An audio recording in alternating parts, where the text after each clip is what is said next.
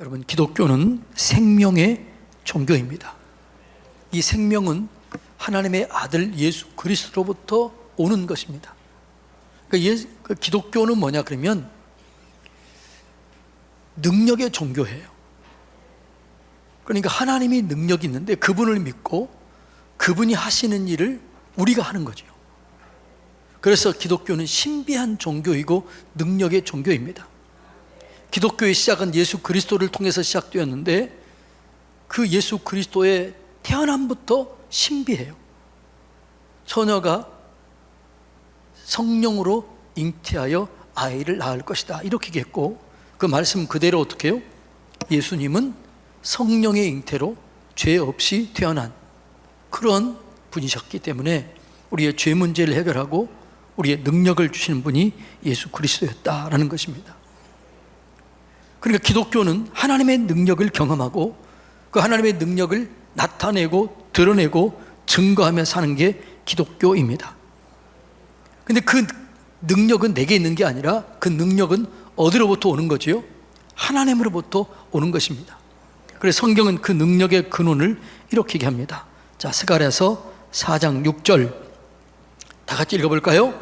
만군의 여호와께서 말씀하시되 이는 힘으로 되지 아니하며 능력으로 되지 아니하고 오직 나의 영으로 되느니라.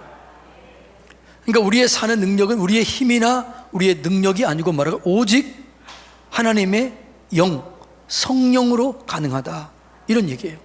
한마디로 얘기하면 기독교는 성령의 능력 가운데 사는 삶이다, 이런 얘기를 하는 것이요.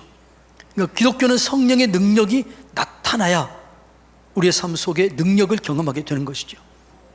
그러니까 아무리 우리가 교회를 다녀도 성령의 능력을 경험하지 못하면 우리 수준에서 사는 거예요.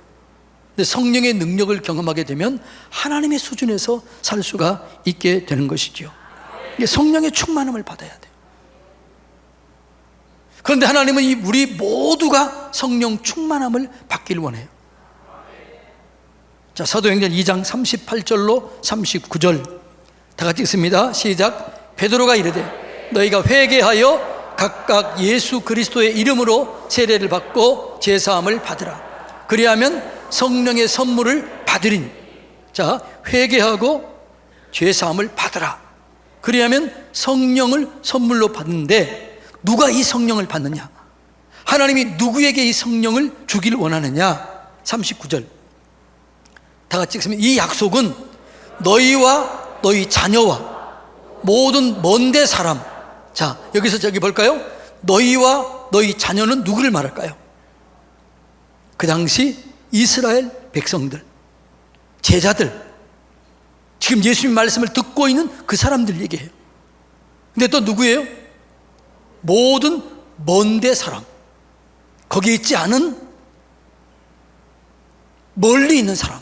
오늘 누구요? 이방인 우리들까지도 받기를 원하는 거예요. 그런데 그 받을 수 있는 조건이 누구냐? 하나님이 얼마든지 부르시는 자들에게.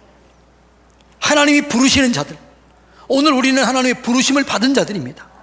하나님의 은혜를 경험한 자들입니다. 그러니까 우리 모두에게 성령을 주기를 원해요. 그러니까 우리 모두가 성령을 받는 것이 하나님의 뜻인 줄로 믿습니다. 어떤 사람은 이렇게 생각해요.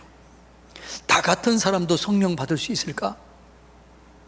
나같이 부족하고 연약하고 죄 많고 이런 사람도 성령 받을 수 있을까? 이렇게 생각하는 사람이 있어요. 그런데 성경은 뭐라고요? 부족하기 때문에 받아야 된다. 부족한 사람이 받는 거다. 그래서 여러분들이 누구에게나 받기를 원해요. 누구에게나 죽기를 원해요. 그래서 성령의 충만함은 하나님의 뜻입니다. 이 성령 충만함을 하나님의 뜻인 것을 아시기를 바랍니다. 그리고 받기를 사모하시기를 바랍니다. 그런데 이 성령 충만함을 받기를 우리가 원하기 위해서는 어떻게 해야 돼요? 성령 충만함에 어떤 능력이 있는 걸 알아야 돼요. 성령 충만함은요, 우리 가운데 능력이 생겨요. 그래서 제가 늘 기도할 때 이렇게 기도해요. 하나님, 제가 할 수 있는 거 아무것도 없습니다. 성령님 도와주세요. 제가 말씀을 증거할 때 성도들이 깨달아지게 하시고 성도들이 그 능력을 경험하게 하시고 믿어지게 해주시옵소서. 성령 충만함으로 기도할 때 그 기도가 응답이 되는 것이죠. 그래서 성령 충만한 베드로, 요한이 기도했을 때 안진뱅이가 일어나게 되었고, 성령 충만한 베드로가 기도했을 때 죽은 다비다가 살아나게 되었고,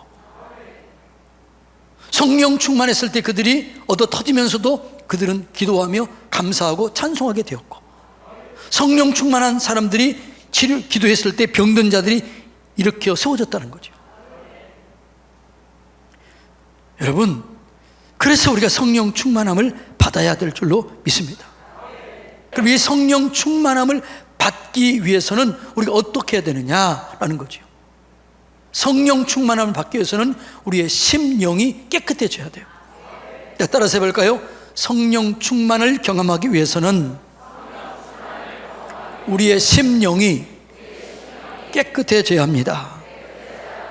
자, 오늘 38절 다시 한번 읽어볼까요? 시작. 베드로가 이르되 너희가 회개하여 각각 예수 그리스도의 이름으로 세례를 받고 죄 사함을 받으라. 그리하면 성령의 선물을 받으리니.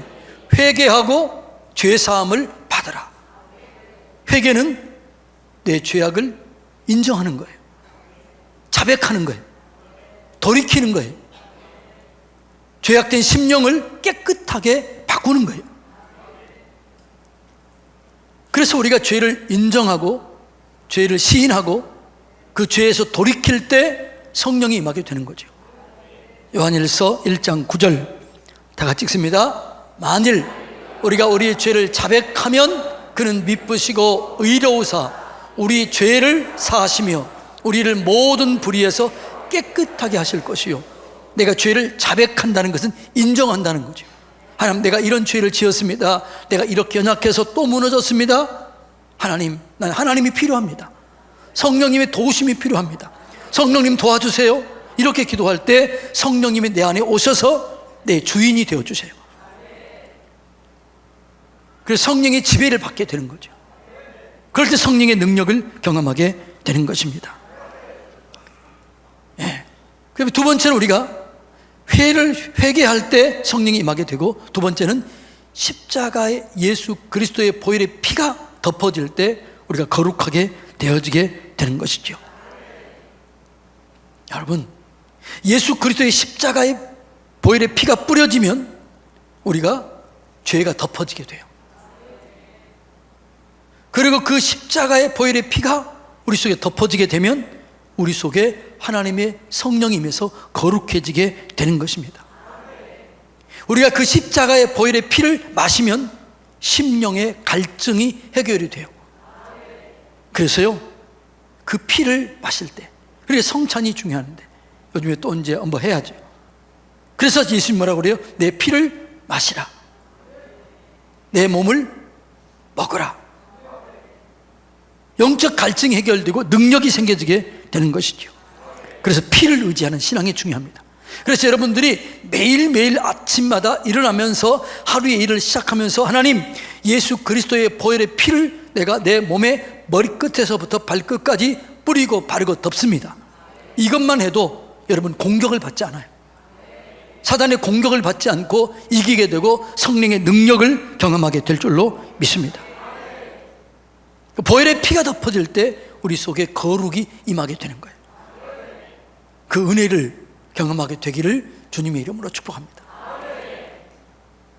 근데 성령 충만은 사모해야 돼요. 갈망해야 돼요. 그럴 때 성령 임하게 되는 거죠.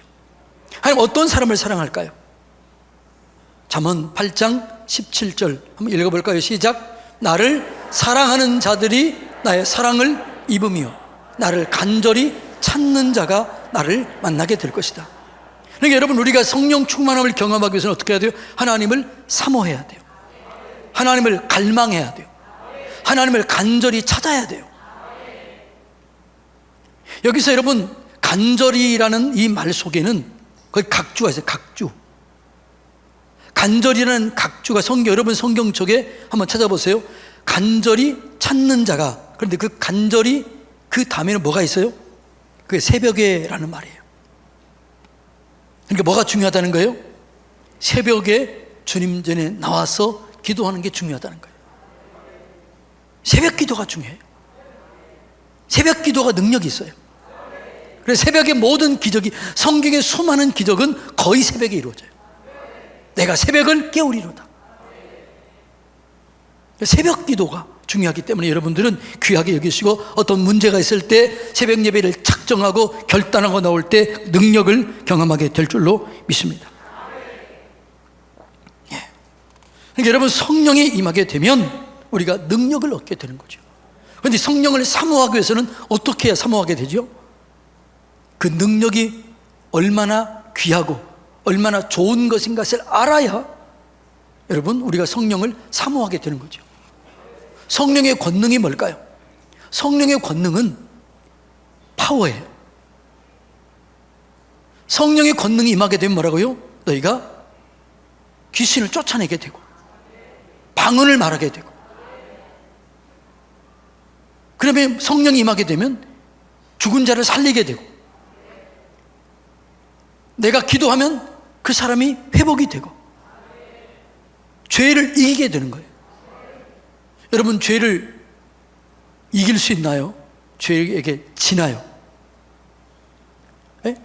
죄를 그럼 이기고 싶나요? 이기고 싶지만 져요, 이겨요? 질 때가 많잖아요. 그러면 어떻게 죄를 이길 수 있느냐? 내 힘으로는 죄를 이길 수 있는 경우가 거의 없어요. 어떻게 내가 죄를 이길 수 있느냐? 그 방법이 뭐냐? 로마서 8장 1절로 2절입니다. 다 같이 읽어볼까요? 시작. 그러므로 이제 그리스도 예수 안에 있는 자에게는 결코 정죄함이 없나니, 이는 그리스도 예수 안에 있는 생명의 성령의 법이 죄와 사망의 법에서 너를 해방했다. 뭐라고요? 생명의 성령의 법이 너를 죄와 사망의 법에서 해방했다. 이 말은 무슨 말이에요? 성령이 임하게 되면, 성령의 능력을 경험하게 되면 내가 죄를 이길 수 있다. 죄에서 해방될 수 있다. 그런 거예요. 그래서 여러분들이 성령을 사모하세요. 갈망하세요. 성령이 임하면 능력 있는 삶을 살 수 있게 되는 거죠. 죄를 이기고 마귀를 이기고 자신을 이기고 유혹을 이기고 물질을 다스리고, 여러분, 자신을 이기며 살 수 있는 거죠. 뭐를요? 성령이 임하면. 그래서 여러분, 주님, 내가 성령님을 원합니다. 성령님을 사모합니다. 갈망합니다. 원합니다. 성령님의 도우심 없이는 아무것도 할 수 없습니다. 이렇게 기도하면요, 금방 성령이 임해요. 갈망하시기를 주님의 이름으로 축복합니다. 그 다음에 여러분, 성령 충만하면요, 말씀을 듣고 순종할 때 성령이 임해요. 자, 오순절 마가 다락방에 성령이 임했을 때 그 시초가 어디서부터 시작됐지요?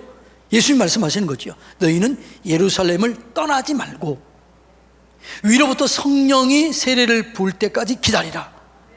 근데 이 말씀에 순종했어요. 어떻게 순종했어요? 열흘 동안 그 예루살렘을 떠나지 않고 열흘 동안 간절히 기도했어요. 그럴 때 그들 가운데 성령이 임하게 된 거예요. 말씀을 듣고 순종할 때 성령이 임하게 되는 것이죠. 그 다음에 여러분, 그러니까 이 예루살렘을 첫 번째 성령이 임한, 제자들에게 성령이 첫 번째 임한 사건이 오순절 마가 다락방에 말씀을 듣고 말씀을 순종했을 때예요. 자, 그러면 이방인들 중에 첫 번째 성령을 받았던 사람이 누구예요? 고넬료죠. 고넬료가 베드로가 베드로 비장이 시몬의 집에 있다는 얘기를 듣고 보내요. 그리고 그를 모셔요. 그리고 그곳에서 바울이 말씀을 증거합니다. 말씀을 증거하는 그 현장 속에 이방인들 집에 성령이 임해요. 사도행전 10장 44절 다 같이 읽습니다. 베드로가 이 말을 할 때 성령이 말씀을 듣는 모든 사람에게 내려오셨다. 여러분, 성령이 지금 여기에 여러분이 사모하면 지금 설교를 듣다가도 조금 있다 기도하다가도 성령의 능력을 경험하게 될 줄로 믿습니다. 성령의 능력은 예배하는 자리에, 기도하는 자리에, 말씀을 순종하는 자리에, 그리고 함께 모여서 하나님을 사랑하고 예배하는 자리에 임하게 되는 거죠. 그러니까 두세 사람이 내 이름으로 모인 곳에 내가 그들 중에 너희와 함께 하리라. 그러니까 두세 사람이 모일 때는 반드시 거기 하나님이 계셔요. 예수 믿는 사람들이 가정에서, 구역에서 모일 때 거기 계셔요. 그러니까 우리는 그때는요, 말 조심해야 돼요. 함부로 얘기해서는 안 돼요. 두세 사람이 내 이름으로 모인 곳에 내가 그들 중에 너희와 함께 하리라. 그래서 여러분들이 이 예배 자리를 사모하세요. 하나님의 축복을 받을 사람들은요, 예비된 자리에 반드시 참석을 해요. 어떤 사람은 회사 일이 바빠도, 아무리 바빠도 그 일을 빨리 끝내고 그냥 5분이라도 와요. 그분들은 은혜를 받아. 근데 어떤 사람들은요, 은혜 받을 자리에 항상 없어요. 은혜 받을 자리에 몸이 아프거나 문제가 생기거나 딴 일이 생겨. 그리고 그 사람은 거기에 없어. 참 안타까운 거죠. 옆에 사람 보고 인사합시다. 은혜 받을 자리에서 빠지지 맙시다. 자, 그 다음에 마지막에 성령을 간절히 기도하는 곳에 임해요. 사도행전에 보면은요, 이제 제가 미국 집회 갔다 오면 사도행전 강의를 하려고 그래요. 사도행전은 성령의 역사를 우리가 실질적으로 보는, 경험하는 그것이 사도행전이에요. 사도행전에 강력한 성령의 역사, 보여지는 성령의 역사가 두 번 나타나요. 첫 번째 성령의 역사는 불의 혀처럼 갈라지는 것이 모든 사람 위에 하나씩 하나씩 임해요. 바람처럼 강력하게 임해요. 이게 첫 번째 성령의 역사였어요. 두 번째 성령의 역사는 뭐예요? 기도했을 때 온 집이 진동해요. 진동. 여러분, 간절히 기도할 때 여러분 때 어떨 때는 몸이 진동할 때도 있어요, 없어요? 예? 있지요. 몸이 뜨거울 때 있어요, 없어요? 있잖아요. 그 대답 못하는 사람 아직 경험하지 못해서 그래요. 근데 진짜로 성령이 임하게 되면요, 막 진동도 오기도 하고요, 뜨거움도 오기도 하고요, 기쁨이 오기도 하고요, 마음이 시원해지기도 하고요, 이런 일이 있다고요. 자, 그런데 오순절 마가 다락방에서 여러분들이 그들이 성령을 경험했을 때 뭐라고요? 말씀을 듣고 순종해서 뭐예요? 기도해요. 어떻게 기도해요? 오로지 기도했다는 거죠. 며칠 동안이요? 열흘 동안 간절히 기도해요. 14절 다 같이 읽어볼까요? 여자들과 예수의 어머니 마리아와 예수의 아우들과 더불어 마음을 같이하여 뭐라고요? 오로지, 다른 것 하지 않았다는 거죠. 다른 것 하지 않고 뭐 토론하거나 공부하거나 뭐 그러지 않고 뭐예요? 말씀을 순종해서 오직 기도했다는 거죠. 간절히 기도했다는 거죠. 이렇게 기도할 때 성령이 임하게 되는 거죠. 자, 그 다음에 두 번째 사도행전 4장에 기도하는데, 그러니까 1장의 기도는 바람같이 불같이 임해요. 4장의 기도는 그 모인 것이 진동이에요. 진동. 저는 이런 자리에 한번 가본 적이 있습니다. 우리 교회도 언제 이런 역사들이 한번 있었으면 좋겠어요. 오늘 어쩌면 그런 일이 있을지 몰라요. 오늘 기도하다, 오늘 찬송하다 여러분이 진동할 수도 있고, 여러분이 마음이 뜨거울 수 있고, 여러분 치유가 일어날 수 있고, 여러분 속에 병이 떠나는 그런 시간이 있을 수 있어요. 그런데 어느 때요? 기도할 때. 자, 4장 읽어볼까요? 28절로 31절 한번 읽어볼까요? 시작.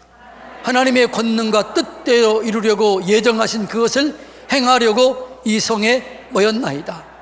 주여, 이제도 그들의 위협함을 굽어보시옵고 또 종들로 하여금 담대히 하나님의 말씀을 전하게 하여 주시오며 손을 내밀어 병을 낫게 하옵시고 표적과 기사가 거룩한 종 예수의 이름으로 이루어지게 하옵소서. 이 말씀이요, 요즘에 저한테 주는 말씀이에요. 이 능력, 이 표적, 이 능력 있는 삶을 살아라. 이것이 저에게 계속해서 주는 말씀이에요. 그래서 제가 이 설교를 하는 거예요. 자, 그러면 여러분의 속에 지금 어떤 일이 일어나느냐? 갑자기 아픈 사람이 있을 수 있어요. 갑자기 문제가 생길 수 있어요. 갑자기 어려움이 있는 사람이 지금 이때 있을 수 있어요. 그때는 두려워하지 마세요.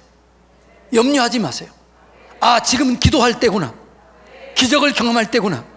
능력을 경험할 때구나. 이렇게 믿고 이렇게 반응하시기를 주님의 이름으로 축복합니다. 그러니까 기적과 능력은 어느 때예요? 힘들고 어려울 때, 고난의 때. 지금 4장의 이 말씀은 어느 때 오느냐? 그들이 위협함을 경험해요. 베드로를 죽이려고 그래요. 그럴 때 기도하는 거죠. 자, 그럴 때 기도해요. 여러분이 그러니까 지금 그런 시즌이라고요. 그러니까 제게 그런 마음이 들었다, 그런 마음이 계속해서 저에게 부어지고 있다는 얘기는 뭐라고요? 여러분의 삶 속에 이런 일이 있을 수 있다는 거죠. 어쩌면 지금 그런 일이 있는 사람이 있고 앞으로 그런 일이 있을 수 있다는 거죠. 그럴 때 걱정하라 하지 마라? 하지 말라는 거죠. 그때는 어떻게 생각하라? 아, 지금 기도할 때구나. 내가 새벽 예배 나올 때구나. 기도의 양을 채울 때구나. 아, 기적을 경험할 때구나. 이렇게 믿으라는 거예요. 자, 31절 다 같이 읽습니다. 시작. 빌기를 다하매 모인 곳이 진동하더니 무리가 다 성령이 충만하여 담대히 하나님의 말씀을 전하니라. 빌기를 다하매, 이 말은 무슨 말이에요? 기도의 분량이 채워졌다는 거죠. 여러분, 기도의 분량을 채우시기를 주님의 이름으로 축복합니다. 그랬더니 뭐라고요? 모인 곳이 진동했다. 오늘 여러분이 우리가 찬송하고 기도할 때 오늘 이런 일이 누군가에 일어날 수 있어요. 사모하는 자에게 이런 일이 일어나요. 갈망하는 자에게 이런 일이 일어나요. 마음이 뜨거워져요. 손이 막 떨려요. 마음에 성령이 불이 임하는 것처럼 막 뜨거워질 수 있어요. 반대로 또 마음이 시원해질 수 있어요. 병이 갑자기 치료될 수 있어요. 그 빌기를 다음에 모인 것이 진동하더니 성령이 충만했다는 거죠. 그리고 그들 속에는 두려움이 떠나가요. 죽인다고 하는데도 두려움이 떠나고 어떻게 해요? 나가서 복음을 전해요. 그리고 기적이 일어나요. 이것이 성령의 사건입니다. 그런데 그 성령을 오늘 하나님은 우리에게 주기를 원해요. 그래서 하나님이 우리에게 주기를 가장 좋은 것은 뭘까요? 여러분은 뭘 원해요?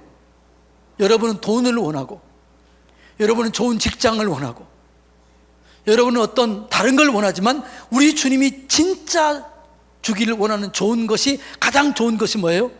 이게 성령이에요. 누가복음 11장 13절 다 같이 읽어볼까요? 시작. 너희가 악할지라도 좋은 것을 자식에게 줄 알거든 하물며 하늘에 계신 너희 아버지께서 구하는 자에게 좋은 것 성령을 주시지 않겠느냐. 이 말은 주겠다는 거예요? 안 주겠다는 거예요? 주겠다는 거예요. 성령 충만함을 경험하게 되기를 축복합니다. 그러기 위해서는 심령이 깨끗해져야 돼요. 소원을 가지고 사모해야 돼요. 말씀에 순종해야 돼요. 간절한 기도가 있어야 돼요. 그러니까 여러분들이요, 힘들고 막 어려운 일이 막 생겼다. 왜 이런 일이 생기지? 두려워하지 말고 뭐라고요? 새벽 기도 나오세요. 밤 기도 나오세요. 간절히 기도하세요. 기도의 분량을 채우세요. 기적이 일어나게 될 줄로 믿습니다.